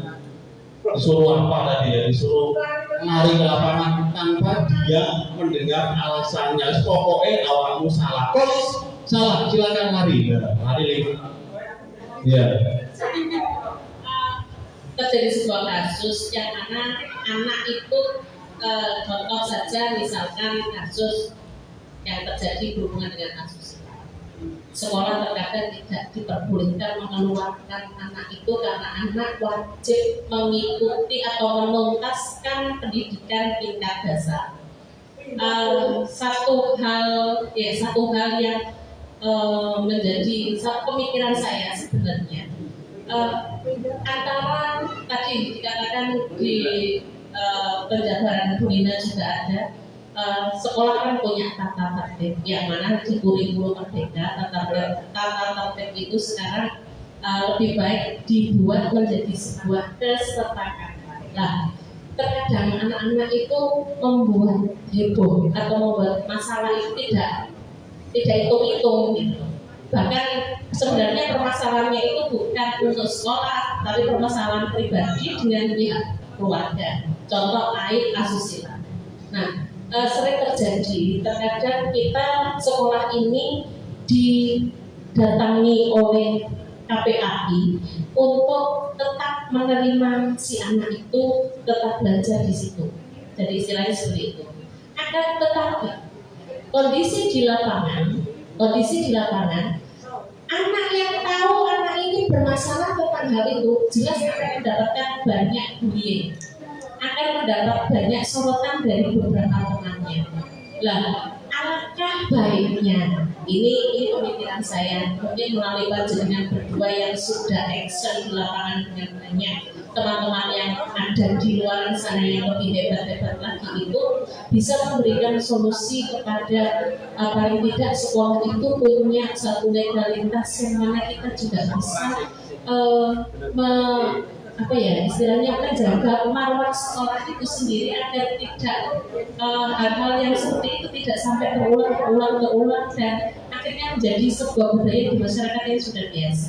Sekarang seolah-olah saya melihatnya seperti itu, Pak. Jadi anak-anak sekarang tidak berpikir panjang, yang saya lakukan itu nanti aib saya sendiri. tidak memikirkan lembaga. Terkadang anak seperti itu. Lah, cenderung yang dibentelkan, yang dipojokkan itu sekolah. Sekolah harus menerima, sekolah harus tetap ngopeni anak ini. Oke, sekolah siap. Tapi apakah warga sekolah kita itu siap semuanya? Karena kembali lagi tadi pada individu pengajar juga terkadang ada yang tipikal ya nggak senang ya terus ya itu ya, kita sudah tahu sendiri karakter beberapa. Nah ini yang mungkin bisa jadi pembicaraan yang lebih jauh antara Kementerian Pendidikan dengan yang anak itu ya. Nah, bagaimana upaya mereka supaya bisa katakanlah anak yang terjadi seperti itu, kemudian ada wadah tersendiri untuk menangani anak seperti itu. Seharusnya seperti itu kita diberikan pilihan, jadi bukan anak harus sekolah di situ, kita nggak boleh memberikan pilihan anak ini harus dibagaimanakan gitu loh. Jadi ini juga sangat memberatkan pihak sekolah. Ini kalau saya menilainya gitu, beratnya bukan pada menerima anak ini apa adanya tidak, tapi beratnya ada jika setiap harinya anak ini dibully temannya, itu yang pertama. Yang kedua, kualitas kita dilihat dari beberapa instansi akhirnya kan juga tercoreng. Nah semacam itu. Oh gue bocah kok ngono, oh kualitasnya SMP ngono lah. Ini kan jadi bullying antara kita, jadi seperti itu. Mohon itu untuk di kapan waktu kalau jenengan ada sharing dengan teman-teman yang ada di pusat atau teman-teman yang ada mungkin dari BK dan lain sebagainya itu disampaikan Pak. Jadi sekolah tadi diperuntukkan tadi untuk bisa menerima hal-hal yang mungkin yang berhubungan dengan asusila. Jadi seperti itu. Ini karena banyak sekali kasus itu, anak-anak sekarang pede Pak. Kemarin saya ngambil juga orang tua tanpa BK. Karena saya yakin kalau masuk BK ya sudah anak ini diam-diam gitu sebenarnya. Jadi saya datangkan kedua orang, saya berita. Terima kasih Pak. Oke, saya sudah bisa. Ya, saya sudah menangkap. Ya, kita ini guru ya, di guru lagi, di guru itu keluarga. Kita harus menciptakan suasana yang positif. Kenapa siswa ada hal seperti itu? Ya, banyak faktor. Kadang-kadang lemahnya pengawasan kita, lemahnya pengawasan dari bapak ibu guru. Kalau ini di sekolah dulu ini di sekolah. Kalau di rumah biasanya ya itu orang tuanya cuek. Anakku mulai nggak boleh, kadang-kadang nggak dicari. Kadang-kadang seperti itu. Kalau di daerah Soko, di daerah sekolah saya, kebanyakan yang seperti itu kurangnya perhatian dan kasih sayang dari orang tua. Biasanya ikut sama baik. Dia itu mencari perhatian yang seperti itu kalau di sekolah. Kenapa untuk seperti itu? Nah, misalnya ini alasannya nanti bervariasi. Ada kejahatan kan bukan cuma adanya saja, tapi adanya kesempatan. Nah, yang di sini nih peran aktif dari bapak ibu guru lagi nih ya. Kadang-kalanya pembiasaan sholat saja, kadang-kadang dirinya bagaimana perasaan pembiasaan sholat. Anak-anak sudah otomatis langsung betul-betul apa ada yang gurai? Beberapa otomatis, beberapa gurai. Sama ya. Memang menciptakan budaya positif itu yang saya terima, kata tertib. Betul yang dikatakan Bu Nina, keyakinan kelas. Di sini harus kita lebih luas ke keyakinan sekolah. Peraturan itu harus ditimbang balik. Jangan dibuat oleh pihak sekolah saja. Menurut Bapak Ibu, peraturan yang baik itu dibuat oleh siapa? Coba ada yang bisa memberikan masukan.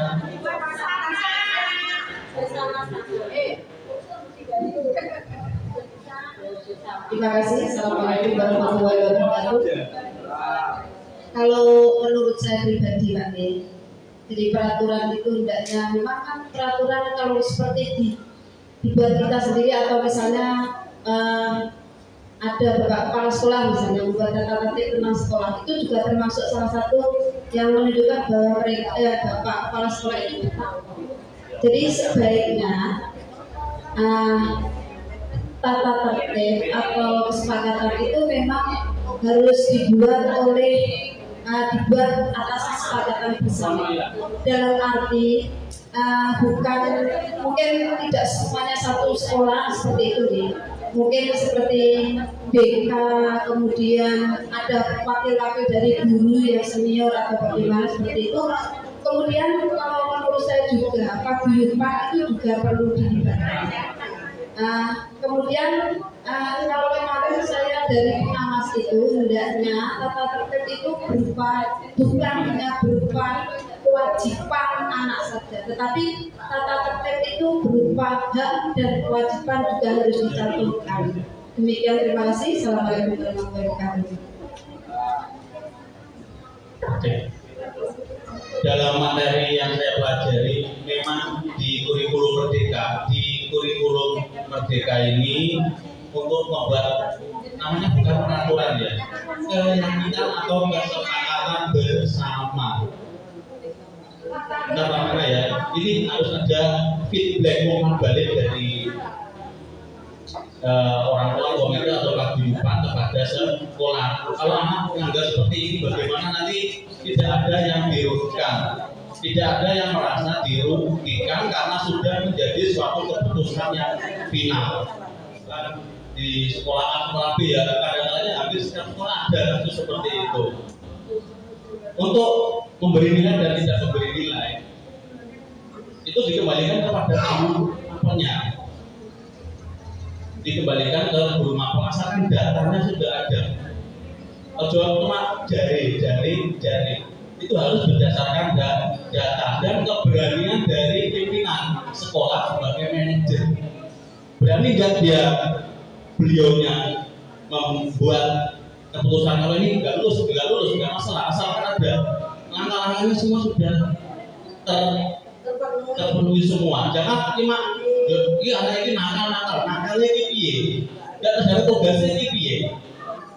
Juga harus langkah-langkahnya itu harus dipenuhi. Kalau memang data itu harus bagian pendukung. Kalau cuma jaring, nah ini sulit, nanti kita dibawa ke ranah hukum ya babar nanti. Halo. Sekolah ya punya hak untuk tidak meluluskan, asalkan data-datanya lengkap. Biasanya nggak mau ngasih nilai juga apa, asalkan data itu ada. Ini nggak kerjakan tugas apa hari ini, sekian dari hari ini sudah ada. Kalau semua itu terpenuhi ya nggak masalah. Ya dibenarkan nggak masalah. Karena ini kosong ya nggak masalah. Yang penting data pendukungnya ada. Kalau anak ini lulus nggak lulus, ya itu dikembalikan kepada forum. Ada rapat di situ. Berani nggak seorang manajer, seorang pimpinan membuat keputusan seperti itu? Tapi harus ada data pendukung Bapak Ibu. Data pendukung Bapak Ibu. Mari kita menjadi agen perubahan. Perubahan itu dari diri sendiri aja. Ya, perubahan diri, mindset kita berubah. Ke lingkungan sekolah, ke lingkungan sekolah aja. Gak usah terlalu mulu-mulu ya Bapak Ibu. Kita ubah dulu mindset dari diri kita sendiri. Oke, terima kasih atas atensinya dari Bapak Ibu. Terima kasih. Dari sekarang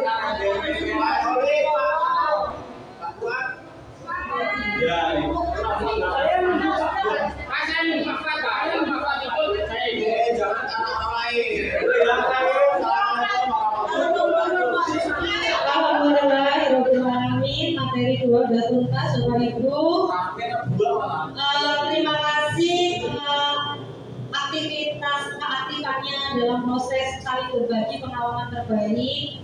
Mudah-mudahan kedepannya nanti tidak hanya Bu Nina dan Pak Arifin, semua itu guru penggerak perubahan.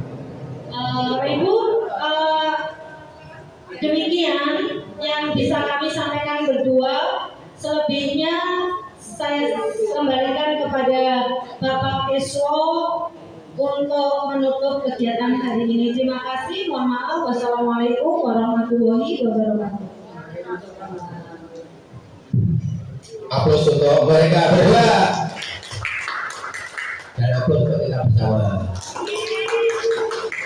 Terima kasih luar biasa. Inilah yang disebut dengan bahasa kerennya IHT, bahasa daerah adalah berbagi, memberi, dan menerima. Demikian aksi nyata saya dalam pengimbasan budaya positif dalam modul 1.4. Terima kasih dan mudah-mudahan dapat memberikan inspirasi kepada guru-guru yang ada di Nusantara.